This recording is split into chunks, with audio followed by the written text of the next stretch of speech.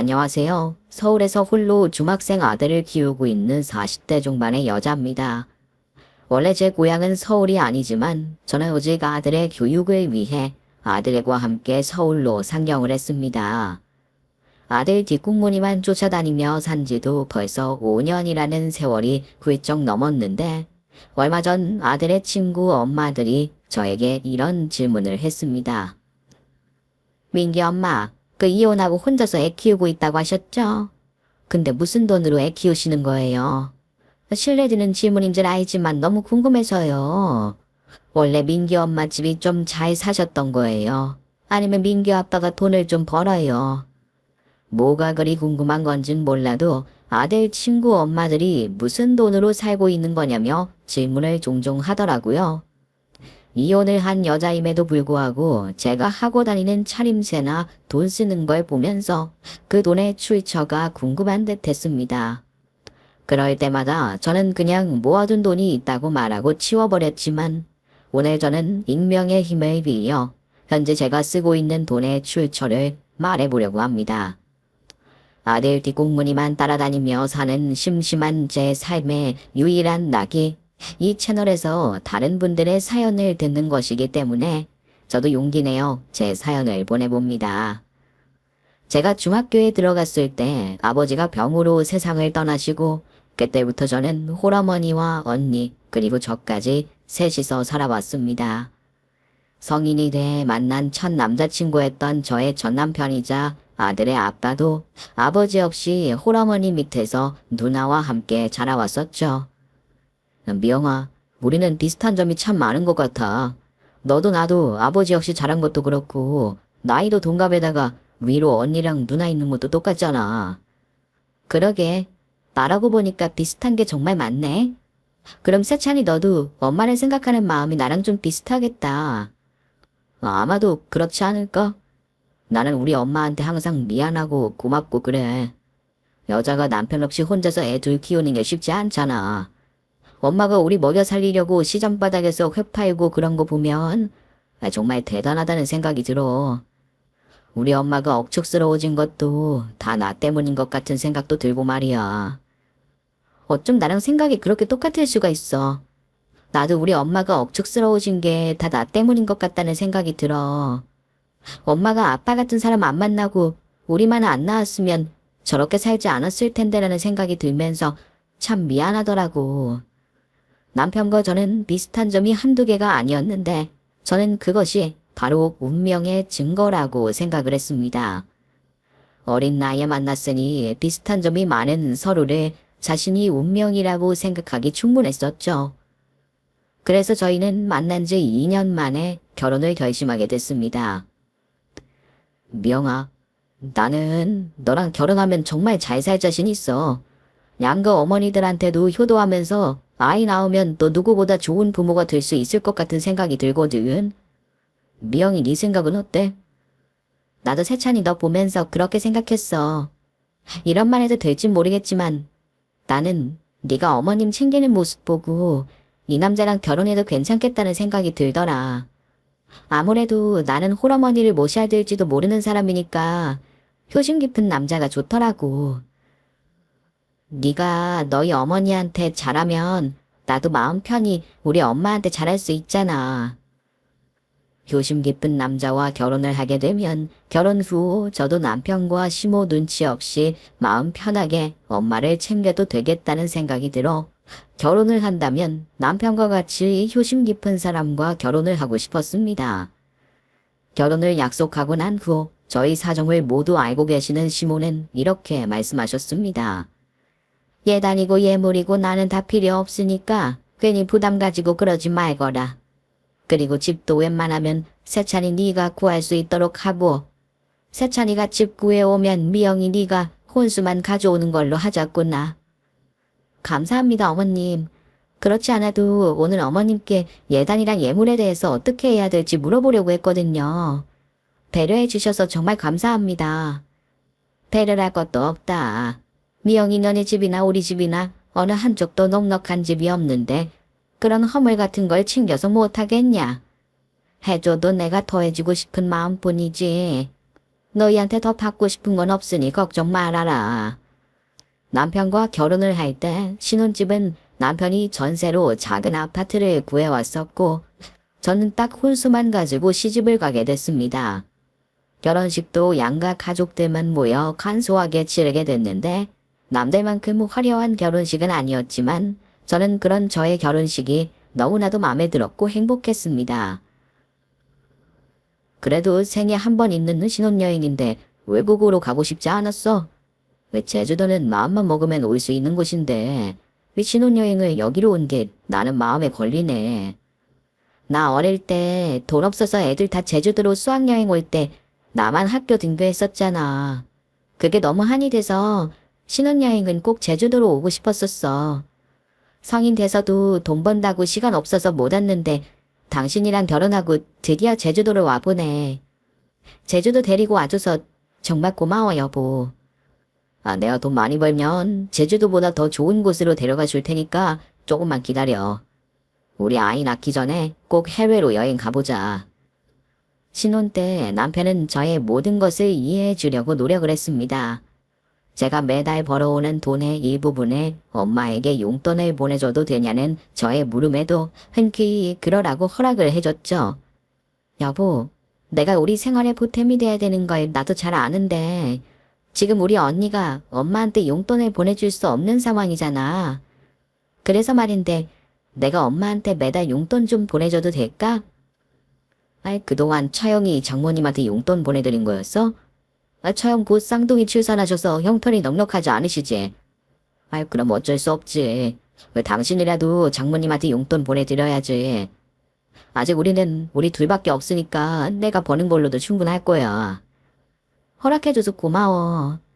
당신이 안 된다고 하진 않을 거라고 예상은 했지만 그래도 너무 미안하다. 부부는 같이 벌어서 같이 돈을 모아야지 빨리 모으는 건데 괜히 나 때문에 돈 모으는 속도가 남들보다 더디게 되네. 미안해할 것도 없고 고마워할 필요도 없어. 당신이 번 돈 장모님한테 쓴다는데 나한테 허락받고 말고 할 게 어딨어. 그리고 내가 우리 마누라 먹여 살리는 것도 당연하잖아. 내가 돈 더 많이 벌어서 앞으로 당신이 이런 걱정하지 않게 노력할게. 남편을 보면서 사람을 잘 만나야 된다는 생각도 들었지만 정말 여자는 남자 하기 나름이고 남자는 여자 하기 나름이라는 생각이 들었습니다. 남편이 저에게 배려를 해주니 저도 고마운 마음에 남편에게 더 잘하게 되고 그러다 보니 저희 부부 생활은 너무나도 평화롭기만 했습니다. 그렇게 결혼 8개월 만에 아이도 찾아오게 됐는데 아이를 낳고 육아휴직으로 쉬고 있을 때 시모가 저를 찾아왔습니다. 애미야, 몸은 좀 어떠니? 어느 정도 회복이 된 느낌이 들어? 내가 보내준 전복은 꾸준히 먹고 있지? 네, 그 어머님이 보내주신 전복 매 끼니 때마다 먹고 있어요. 덕분에 몸도 빨리 회복되는 것 같더라고요. 정말 감사드려요, 어머님. 그게 도움이 된다니 다행이다. 다른 거 더 필요한 게 있으면 얼마든지 말해라. 내가 뭐든 사다 주마. 아니에요, 어머님. 저는 괜찮으니까 세찬씨 챙겨주세요. 일하랴 저 산후조리해주랴 육아해주랴 이 집에서 가장 고생하는 사람은 세찬씨거든요. 세찬이는 아직 젊은 남자니까 세찬이 걱정은 하지 말고 애 낳은 애미 네 몸부터 챙겨라. 애 낳으면 뼈가 삽는데 지금 누가 누굴 걱정하는 거야. 아들을 출산하고 난 이후 시모는 원래도 잘해주셨지만 전보다 더 저를 살뜰히 챙겨주셨습니다. 저는 제가 귀한 손자를 낳아준 며느리이기 때문에 시모가 이렇게 잘해주시는 거라고 생각을 했는데 사실 시모의 목적은 따로 있었습니다. 애미야, 너 회사 복귀가 언제라고 그랬지? 2달 뒤라고 했었나? 네, 그 추석 지나면 바로 회사 복귀해야 할 것 같아요. 그래서 일단 민규는 어린이집에 맡겨야 될 것 같고요. 1년 정도는 쉬면서 제가 키우고 싶지만 저희가 형편이 안 돼서요. 죄송해요, 어머님. 나한테 죄송할 게 뭐가 있니? 너희들 일은 너희들이 알아서 결정하는 거지. 근데 애미야, 너 회사 복귀 꼭 해야겠니? 애미 너 지금 회사 그만두는 건 어렵겠지? 저도 민규 때문에 회사 그만두는 걸 많이 고민해 봤는데 어머님도 아시다시피 제가 매달 저희 친정 엄마한테 보내드리는 용돈도 있고 민규도 태어나고 생활비도 늘어서 세찬 씨 월급으로는 저희 식구 먹고 살기가 힘들겠더라고요. 그래서 회사 그만두는 건 조금 어려울 것 같아요. 태어난 지 몇 달 안 된 어린 손자가 엄마 손을 떠나 어린이집에 맡겨져야 되는 게 안타까운 마음에 시모가 그런 말을 하시는 건 줄 알았습니다. 그래서 시모에게 죄송스럽기도 하고 많이 난감한 상태였는데 시모는 갑자기 저에게 본인과 같이 일해보지 않겠냐 물었습니다. 그게 아니라 혜미 너 회사 그만두고 우리 횟집에서 나랑 같이 일하면 안 될까 싶어서 물어보는 거야. 너 나한테 횟집 일 배울 생각 없지? 어머님 횟집이요? 어머님 죄송한데 제가 뭘 한다고 횟집 일을 하겠어요. 그래도 지금 제가 하고 있는 일은 제 전공 살려서 하는 일이라 경력 단절시키고 횟집 일을 하는 건 정말 어려울 것 같아요. 처음엔 다 어렵지. 그래도 배우다 보면 익숙해져서 괜찮을 거야. 나는 우리 며느리랑 같이 해보고 싶은데 그거 어떻게 안 되겠어. 어머님 너무 갑작스러워서 당황스러운데요. 제가 고민을 더 해봐도 못한다고 대답 드릴 수밖에 없을 것 같아요. 정말 죄송해요, 어머님. 어려운 형편에 빚을 내서 전문대학을 겨우 나온 저는 전공을 살려 회사를 다니고 있었기 때문에 제 전공이 아닌 일을 하고 싶은 마음은 없었을 뿐더러 한 번도 해보지 않은 횟집 일을 더더욱이나 하고 싶지 않았습니다. 그래서 저는 바로 그 자리에서 거절을 했고 시무는 저의 거절에 더 이상 저를 붙잡지 않고 서운한 내색만 비추며 집으로 돌아가셨습니다. 엄마가 당신한테 횟집에서 같이 일하자고 했다고 하던데 당신 바로 거절했다는 게 사실이야? 아무리 그래도 같이 일하자고 말한 엄마 생각해서라도 고민하는 척 좀 해보지. 엄마 많이 서운해하시는 것 같더라. 지금 대답하나 나중에 대답하나 못한다고 할 건 똑같을 것 같아서 괜히 희망 고문 시켜드리기 싫었어. 솔직히 내가 어떻게 횟집 일을 해. 그게 쉬운 일이야. 어려운 일인 건 나도 알지만 엄마도 다 생각이 있으셔서 당신한테 같이 일하자고 한 것 같은데 당신이 바로 거절했다고 하니까 나도 서운하더라고. 엄마도 얼마나 용기 내서 물어본 거겠어. 내 나이를 생각해봐. 나 아직 회사 충분히 다닐 수 있고 지금 회사 그만두고 1년 쉬어도 경력 살려서 어디든 취직할 수 있는데 그걸 다 포기하면서 횟집에서 일하고 싶지는 않아. 횟집 일은 정말 자신 없어서 그래. 엄마는 당신보다 더 어린 나이부터 했는데 당신이라고 못할 게 뭐가 있어? 당신 평생 사무직에서 일했다고 그런 일하는 사람 무시하는 거 아니지? 그럴 리가 있어? 나는 오히려 어머님 같은 분을 존경하면 존경했지 무시하는 일은 절대 없어. 그냥 나는 그 일을 내가 못하는 걸 내가 잘 아니까 그러는 거야. 그러니까 오해하지 말아줬으면 좋겠어. 남편에게도 저의 의사를 확실하게 전달했으니 그 일은 그렇게 마무리가 되는 줄 알았습니다. 그런데 시모는 포기를 하지 않으셨는지 남편이 있는 주말에 또 저희 집에 들르셔서 저를 설득하셨습니다. 애미야, 그 거절한 건 알겠지만 그래도 혹시나 해서 찾아왔다. 고민을 좀 더 해봤니? 마음이 바뀌거나 그러지는 않았어? 어머님, 전에 말씀드렸지만 저는 횟집에서 일할 자신이 없어요.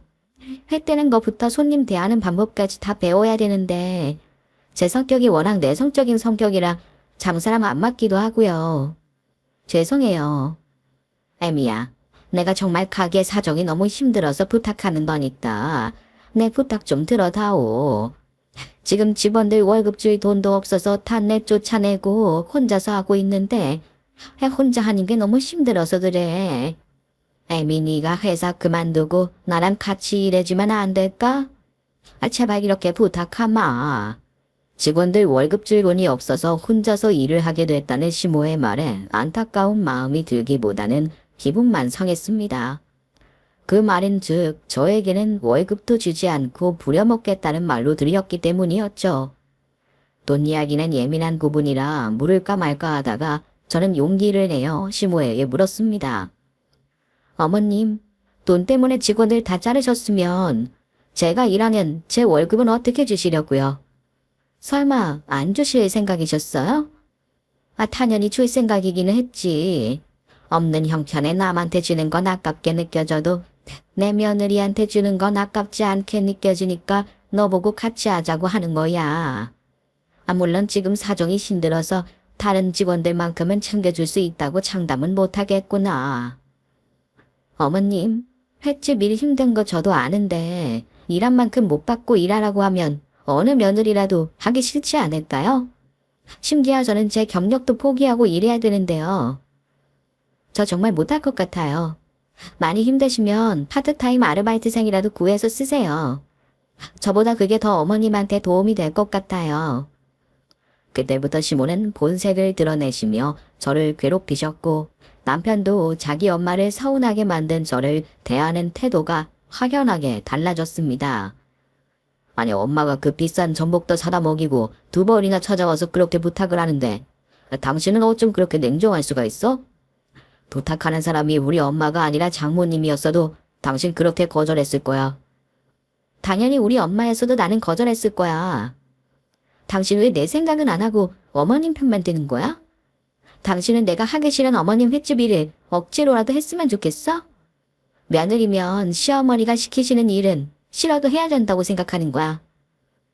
그 정도로 부탁하면 나라도 할 것 같아. 괜히 거절했다가 사이 틀어지는 것보다 훨씬 낫지 않아? 우리 엄마 이제 당신 밉게만 보인다고 하는데 나라도 밉게 보일 것 같아서 내가 여기서 당신 편 들어주고 도와줄 수는 없을 것 같아. 산후조리도 끝나지 않은 마당에 번갈아가며 저를 괴롭히는 남편과 시모가 밉고 원망스러웠습니다. 시모는 싫다는데도 포기하지 않고 이틀에 한 번 꼴로 집에 찾아와 저를 설득시켰는데 그땐 정말 스트레스를 너무 많이 받아 아들을 버려두고 도망가고 싶은 마음뿐이었습니다. 어머님, 이제 그만하시면 안 될까요? 저 정말 힘들어서 그래요. 그리고 횟집 일은 제가 회사 다니면서 몸도 완전히 회복되고 그러면 고민을 해볼게요. 말로만 고민해본다고 하고 그렇게 빠져나가려고 하는 거 누가 몰라서 그러는 줄 아니? 내가 이 횟집 잘 되면 너한테 물려줄 테니까 평생 월급쟁이로 살지 말고 나랑 일해서 횟집 물려받아서 사장 소리 듣고 살아라. 애미 너는 그것도 싫은 거니? 어머님, 그러시면 세찬 씨 모고 회사 그만두고 같이 일하자고 해보시는 건 어떠세요? 그래도 세찬 씨는 어머님 가게에서 일도 자주 했었고 저보다 더 잘할 것 같은데 차라리 세찬 씨한테 부탁을 해보세요. 우리 아들은 지금 하고 있는 일이 있는데 어떻게 일을 그만두라고 할 수가 있어? 여자는 이 일 저의 상황에 맞게 옮겨 다니면서 해도 되지만 남자는 인정받으려면 한 회사에 지그시 있는 게 나아. 너는 아들도 있는 애가 왜 이렇게 어리석니? 제가 회사에 복귀를 하기 전까지 이어지는 남편과 시모의 괴롭힘에 저는 결국 백기를 들고 회사에 사직서를 제출했습니다. 그리고 울며 겨자 먹기로 시모의 횟집으로 출근을 해서 일을 배우기 시작했는데 횟집 일이란 정말 쉽지 않았고 매일같이 저는 내가 왜 이 일을 하고 있나라는 생각을 해야만 했습니다. 그래도 제가 이렇게 희생을 해야 저희 가정에 평화가 찾아오는 것이라는 생각에 꼭 참고 버텨냈는데 어느 날 그 모든 게 의미 없어지는 사건이 생기고 말았습니다. 바로 저희 친정엄마가 아프다는 소식이 들려왔을 때였죠. 여보, 아까 일하고 있는데 엄마한테 전화가 와서 받아보니까 엄마 무릎 수술해야 된다고 하시더라고. 당장 수술비가 필요하다는데 당신이 좀 도와줄 수 있을까? 횟집 마감 정리를 하던 중 도와주러 나온 남편에게 엄마의 수술비를 부탁하고 있었는데 어디서 시모가 엿들었는지 성큼성큼 저에게 다가오시더니 남편이 대답을 하기도 전에 시모가 먼저 대답을 하셨습니다. 너 방금 사돈 무릎 수술해야 된다고 했니? 미안한데 세찬이나 나나 지금 사돈 수술비 줄 형편이 안 될 것 같구나. 맞아 여보. 나 지금 여유자금이 없어서 장모님 수술비 못해주는 건 어려울 것 같아. 처형한테 부탁하면 안 될까? 그래, 네 언니도 있는데 왜 너희 엄마는 너한테 전화해서 도와달라고 그러는 거니? 원래 그런 건 장녀가 다 하는 거 아니여? 같은 편을 먹고 도와줄 돈이 없다고 딱 잘라 말하는 시모와 남편을 보고 기가 차고 오만정이 다 떨어졌습니다. 다들 돈도 제대로 못 받고 시모 횟집에서 일하는 저는 저들 눈에는 보이지도 않나 싶었죠. 제게 쓰는 돈을 아까워하는 남편과 시모를 보며 저는 바로 남편에게 도움받는 것을 포기하고 남편에게 맡긴 제 돈을 달라고 했습니다. 여보, 내가 당신한테 맡겨뒀던 내 통장 있지? 엄마 간병비로 쓰려고 모아뒀던 1억 말이야. 당신 지금 당장 돈 없으면 그 돈이라도 쓸 생각이니까 그 통장 좀 줘. 엄마 수술 바로 해야 된다고 해서 내일 돈 보내줘야 될 것 같아. 아, 그 1억? 그거 이미 쓰고 없는데? 당신 민규 가졌을 때 엄마가 빚 갚아야 된다고 돈 급하다고 해서 급하면 그거라도 쓰라고 엄마 계좌로 보내줘서 지금 그 돈 없어. 내가 당신한테 말 안 했었나? 당신 지금 무슨 소리 하고 있는 거야? 그 돈 내 돈인 거 알면서 어떻게 나한테 말 한마디 없이 어머님한테 보낼 수가 있어? 그리고 그걸 왜 이제서야 말하는 거야? 당신 진짜 미쳤어? 자식들 때문에 평생 험한 일을 해온 엄마가 나이가 들면 분명 타인할 것 같은 생각에 저는 결혼 전 엄마의 간병비라는 명목하에 1억이라는 돈을 모았었습니다. 그리고 저희 집 돈 관리를 하는 남편이 자기가 알아서 돈을 불려놓을 테니 맡기라고 해서 맡겨둔 건데 남편은 저에게 말 한마디도 없이 그 돈을 시모 빚 갚는 데 사용한 것이었죠. 그 사실을 알게 된 제가 순간 눈이 돌아버려 남편에게 소리를 지르자 시모가 저의 어깨를 거칠게 치셨습니다. 너 어디 시어머니 앞에서 소리를 지르고 있어? 돈 이야기 나오니까 애미 너 지금 눈에 뵈는 게 없니? 어머님 같으면 눈에 뵈는 게 있겠어요? 제가 어떻게 모은 돈인데 그걸 저한테 한마디 상의도 없이 쓰실 수 있냐고요? 그 돈 세찬 씨 돈 아니고 어머님 돈도 아니고 제 돈도 아니고 저희 엄마 돈이라고요. 오로지 저희 엄마 병원비에 간병비로만 쓰려고 모아둔 돈인데 그 돈이 어떤 돈인데 그걸 쓰냐고요? 너 지금 네 시애미한테도 소리를 지르는 거니? 솔직히 말해서 네가 우리 집에 시집 올 때 가져온 게 뭐가 있어? 그깟 몇백밖에 안 하는 혼수만 달람 들고 시집 왔으면 그 돈은 예단이라 생각하고 나한테 쓸 수 있는 거 아니야? 시모의 말에 화가 치밀어 오른 저는 결국 제 화를 이기지 못하고 눈물을 흘리며 시모에게 말했습니다. 어머님이 예단 예물 같은 거 필요 없으시다고 혼수만 해오시라고 하셨잖아요. 그리고 지금 저희가 살고 있는 집 전셋집에 이자 저랑 이 사람이 같이 내고 있어요. 근데 예단은 무슨 예단이에요? 그렇게 치면 어머님은 저희 결혼하는데 한 푼도 안 도와주셨으면서 저한테 무슨 1억이나 하는 예단을 바라시는 거예요.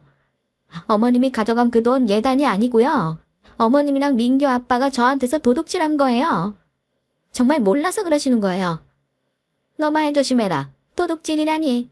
가족들 사이에 그런 게 어디 있다고 도둑질이라는 거야. 그리고 우리도 힘들어서 어쩔 수 없이 쓴 거지. 당연히 우리 돈이라고 생각하고 썼겠니. 그 돈은 내가 언젠가 갚아줄 테니 조금만 기다려봐라. 어머님, 가족이라도 허락도 없이 가져가면 도둑질 맞아요. 그리고 그 돈 언제 갚아주실 건데요? 지금도 월급 제대로 안 주시고 저 부려먹으시면서 그 돈 언제 갚으실 거냐고요? 지금 제가 말 안 했으면 둘 다 끝까지 모르쇠 했을 거 아니에요. 제가 이 섬을 잃고 울면서 소리를 지르자 그나마 남편은 난감해했는데 시모는 오히려 저에게 더 화를 내셨습니다. 시모가 저에게 화를 내면 낼수록 저도 더 심하게 서러움이 폭발해버리고 말았죠. 그래서 어쩌실 거예요? 저희 엄마 지금 당장 수술해야 된다는데 어쩌실 거냐고요? 제대로 걷지도 병원에 꼼짝없이 누워만 있는데 돈 구할 때까지 저러고 있으라고 해요. 시모는 갑자기 입고 있던 앞치마 주머니를 뒤적거리시더니 10,000원짜리 돈 뭉치를 제 얼굴에 집어 던지시며 소리치셨습니다. 자, 100만 원이다. 필요하면 이거라도 주워가서 네 엄마 무릎 꿇치던가. 네 알아서 해라. 가족끼리 힘들 때 돕고 사는 거라는데 너를 보니까 역시 며느리는 가족이 될 수 없는 것 같구나. 그깟 1억 좀 썼다고 이렇게 울고불고 생떼 부리니 나 원참. 꼴도 보기 싫으니까 그 돈 들고 당장 내 가게에서 나가. 제 통장에 있는 1억 말도 없이 꺼내 쓰신 거 분명 절도죄고요. 그 돈 당장 안 갚으시면 저 절도죄로 어머님이랑 이 사람 고소하고 이혼소송 걸 겁니다. 저 이번 일 절대로 그냥 넘어가지 않을 거예요. 저는 시모가 제 얼굴에 던진 돈 100만 원에 발로 짓밟고 그곳에서 빠져나와 아들을 데리고 집에서 나와 친정으로 들어갔습니다. 그리고 저는 언니와 함께 여기저기 뛰어다니며 돈을 빌려서 겨우 엄마의 수술 비용을 마련했는데 남편은 제가 집을 나오고 난 후 2달 만에야 저를 찾아왔습니다. 여보, 집에 언제 다시 들어올 생각이야? 내가 잘못했으니까 이제 그만 화 풀고 다시 집으로 돌아와줘. 그리고 엄마 지금 당신 없어서 혼자서 고생하고 있는데 엄마 일도 다시 도와주면 안 될까? 당신은 나랑 민규가 걱정돼서 온 게 아니라 어머님 혼자 일하는 게 걱정돼서 예꾼데이로 온 거야. 그런 거라면 돌아가. 나는 당신도 당신 엄마도 용서해줄 마음 없고 그 횟집에서 일할 일은 2번 다신 없으니까. 여보, 나 그동안 반성 많이 했어. 당신 돈 내 맘대로 쓴 거 정말 미안하게 생각하고 있고 그래서 이거라도 당신 주려고 가져왔으니까 이거 받고 화 풀어주면 안 될까? 남편이 저를 찾아왔던 그날 서류봉투 하나를 들고 왔었는데 남편 손에 들려 있었던 건 다름 아닌 땅 문서였습니다. 남편 명의로 땅이 있었다는 건 결혼하고 2년이 지나도 몰랐기에 이게 뭐냐는 표정을 짓자 남편이 설명해 줬습니다. 아버지가 돌아가시기 전에 가지고 있던 땅을 아들이라고 내 앞으로 해주셨는데 그 쓸모없는 땅이라 돈이 안 돼서 당신한텐 굳이 말 안 하고 있었던 거였어. 지금 거기 땅 값어치가 1억까지는 안 되지만 언젠가 그 근처도 개발하게 될 거니까 그때까지 가지고 있는다고 생각하고 1억 대신 그 땅으로 받아줘. 그래서 이 땅 명의 내 앞으로 바꿔주겠다 이거야? 당신 나중에 이 자리 땅값 1억 이상으로 오르면 후회할 수도 있을 텐데 괜찮아? 그게 아까웠으면 당신한테 주지도 않았겠지. 그리고 그 자리 언제 개발될지 몰라. 그건 알고 받아줘야 돼 여보. 그리고 이제 엄마 가게에서 일 안 해도 되니까 제발 집으로 돌아가자. 당신 정말 나랑 이혼할 생각은 아니지? 남편 앞으로 되어 있는 땅을 명의 이전받고 확인을 하러 가봤더니 땅은 정말 그 어디에도 쓸모가 없는 땅이었습니다. 하지만 이거라도 받아놔야 될 것 같아서 남편에게서 땅을 받아둔 뒤 저는 집으로 돌아갔고 저는 시모의 횟집으로는 돌아가지 않았습니다. 그 사건으로 시모와 제 사이는 회복할 수 없을 정도로 산산조각이 나고 말았죠. 그렇게 시모와 남보다도 못한 사이로 지내며 5년이라는 시간이 흘렀는데 그 사이 남편이 저에게 이전해준 땅 앞에는 말도 안 되게 큰 항구가 들어서게 됐습니다. 여보, 그 5년 전에 당신이 나한테 줬던 그 땅 말이야. 지금쯤이면 땅값 꽤나 올랐겠지? 내일 부동산 가서 얼마나 뛰었는지 확인해보고 이참에 팔아버릴까? 팔긴 뭘 팔아. 지금 그 위에 엄마 횟집 옮기려고 2층짜리 건물 짓고 있구먼. 그리고 땅값 계속 오를 거라서 지금 팔면 안 되고 가지고 있을 수 있을 때까지 갖고 있어야 돼. 건물 짓고 있다니 그건 또 무슨 소리야? 언제부터 짓고 있던 건데? 왜 당신은 나한테 그런 이야기를 한 번을 안 해? 내가 말 안 했었나? 그 항구 생기고 관광객들 몰리면서 항구 앞에 횟집 엄청 생기고 있잖아. 엄마도 늦지 않게 옮겨야 될 것 같아서 대출받아서 건물 짓고 있었어. 당신한테 말한 줄 알았는데 내가 말을 안 했었나 보네. 남편과 시모가 말도 없이 제 명의로 된 땅 위에 시모의 횟집을 짓고 있다는 말에 어이가 없었습니다. 남편이 도대체 저를 뭘로 생각하고 있는 건가 싶었죠. 그 땅 내 땅인데 적어도 나한테는 물어보고 지어야 되는 거 아니야? 어떻게 땅 주인한테 한마디 말도 없이 건물을 지을 수가 있어? 당신 도대체 나를 뭘로 생각하고 있길래 나를 그렇게 무시를 해? 그게 왜 당신 땅이야? 우리 아버지 땅이지. 그리고 우리 아버지 땅 위에 우리 엄마 횟집 차리는 게 뭐가 문제인데. 내가 왜 당신한테 허락을 받고 지어야 되는 거냐고. 당신이 나 준 땅이면 내 땅이지. 당신은 나한테 주면서도 당신 땅이라고 생각하고 준 거니.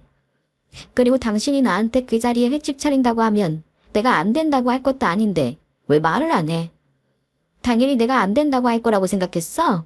아니면 내가 돈이라도 달라고 할까봐 그런 거야? 1억 가지고도 그 난리를 부린 당신 생각하면 그럴지도 모른다는 생각이 들긴 들던데. 왜? 우리 엄마한테 자릿세라도 내라고 할 생각이야? 맘 같아서는 그러라고 싶었지만 사실 그럴 마음이 없었기에 남편 보고 너 하고 싶은 대로 다 하라고 내버려뒀습니다. 그러자 남편은 다니던 회사도 그만두고 시모의 횟집으로 들어가 시모와 함께 본격적으로 횟집을 운영하기 시작했습니다. 함구가 생기고 장사가 꽤 잘 되는지 남편은 외제차까지 뽑으며 호화로운 생활을 즐겼습니다. 여보, 이 총구석에서 무슨 외제차가 필요하다고 외제차를 뽑아. 그리고 당신 왜 집안 안 들어오고 맨날 어머님 집에서 지내는 거야? 오랜만에 남편 얼굴 봤는데 무슨 잔소리야.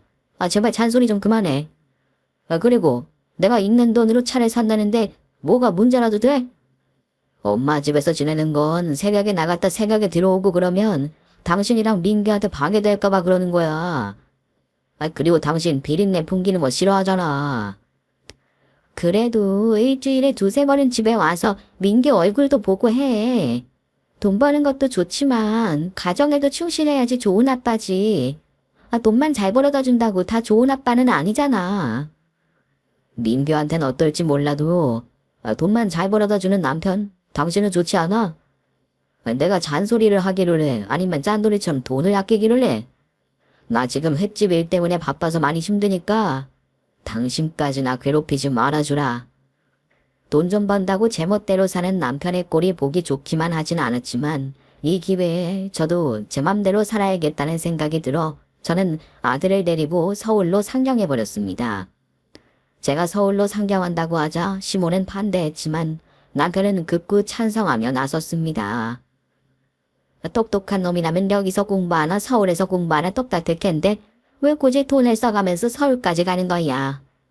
민이가 서울 가서 살고 싶어서 애 핑계대고 서울 가는 거 아니야? 엄마, 그래도 확실히 서울이 교육 환경이 달라.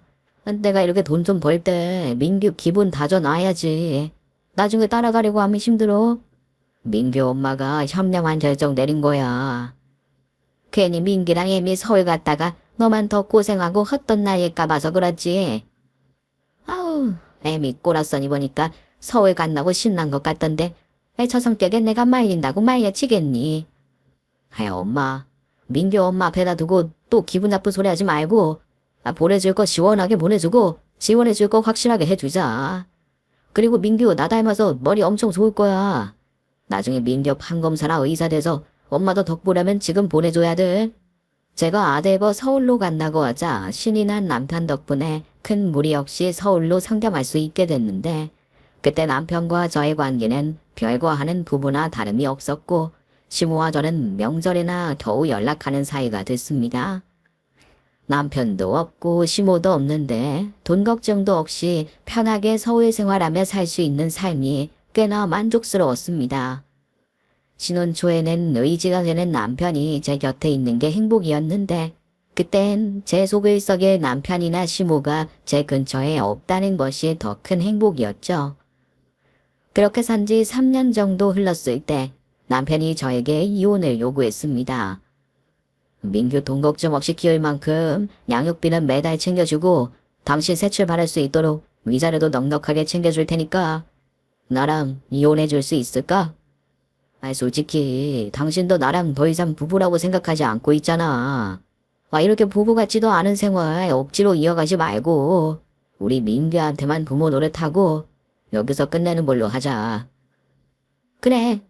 당신이 서운하지 않을 정도로 위자료 챙겨주고 민규 양육비만 다달이 잘 보내준다고 약속해주면 이혼해줄게. 당신은 나랑 이혼하는 게 서운하지도 않고 내가 이혼하자고 하는데 놀랍지도 않어? 당신 나랑 이혼하고 싶었던 거야?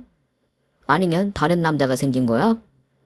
별거 하듯이 살고 있었는데 이혼하자는 말이 왜 놀랍겠어? 나는 당신이 언젠가 이혼하자고 할 거라고 생각했어. 당신이랑 이혼한다고 해서 나 혼자 먹고 살기 힘든 것도 아니고 나도 다시 회사 다니거나 사업 시작하면 돼서 걱정 없어. 근데 민규랑 둘이 살만한 작은 집도 구해줘야 될 것 같아. 여기저기 떠돌아다니면서 사는 것보다 한 곳에 정착하고 사는 게 민규 교육에 도움될 것 같아서 말이야. 남편과 이혼 후 혼자가 되는 게 두렵지 않았던 저는 남편에게 서운하지 않을 정도의 위자료를 챙겨받고 이혼 서류에 도장을 찍어줬습니다. 그리고 아들과 평생 살 수 있는 작은 아파트도 하나 얻을 수 있었죠. 제가 이혼할 당시 남편이랑 시모가 하는 횟집이 잘 돼서 어찌나 다행인지 몰랐습니다. 깔끔하고 두 사람 모두 기분 좋게 이혼을 할 수 있게 됐는데 남편이 갑자기 저에게 땅을 돌려달라고 말했습니다. 아니, 생각해보니까 당신한테 받아야 될 게 있는데 안 받은 것 같아서 말이야. 내가 줬던 우리 아버지 땅 다시 돌려줬으면 좋겠어.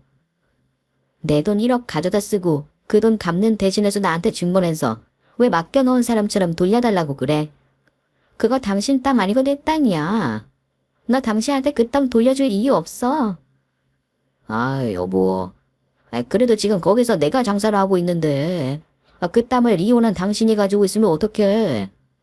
우리 깔끔하게 끝내고 싶으면 그 땅까지 같이 정리하자. 땅 돌려받고 싶으면 그때 나 몰래 썼던 그 1억 갚아줘. 지금 땅 팔면 10억 이상으로 나올 거니까 최소 10억 가져다 주면 땅 명의 이자를 줄게.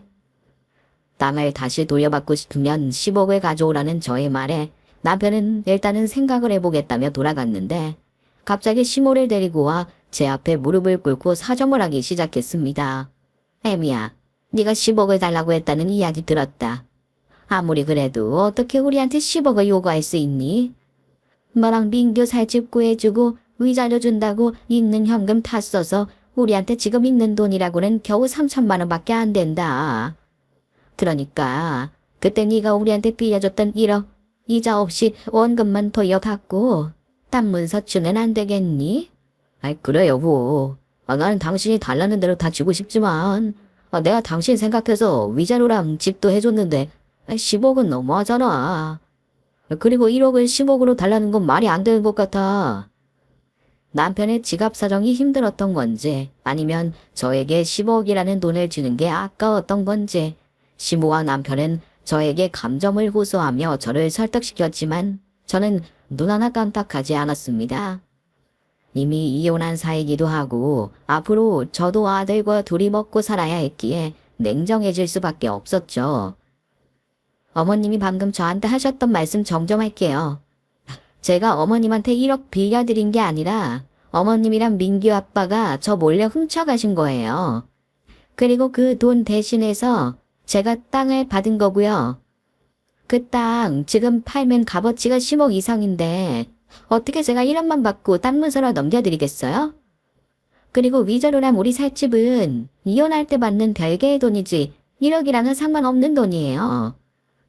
애미야, 그렇게 치면 도둑놈은 네가 도둑놈 아니냐. 지금 그 땅 팔면 10억 이상이 되는 건데 너는 우리한테 고작 1억 빌려주고 몇 억을 챙겨가는 거야. 애미 너도 양심이란 게 있으면 우리한테 그 땅 문서 돌려줘야 되는 게 맞지 않아. 어머님까지 저 찾아오셔서 이러시니까 생각이 났는데 그때 우리 엄마 무릎 수술해야 된다고 했을 때 어머님이 저한테 했던 짓 생각나세요? 그때 엄마 수술비 구하러 다닌다고 저 여기저기 구걸하면서 다녔어요. 그때 생각하니까 저 1억만 받고 순순히 땅 문서 주는 건 아닌 것 같아요. 땅 문서 주더라도 제가 받고 줄 거고 10억 못 주겠으면 횟집 당장 빼주세요. 횟집을 빼달라는 말에 남편이 벌컥 화를 냈습니다. 자기 생계가 달린 문제라서 그런지 쉽게 이성을 잃은 듯 했죠.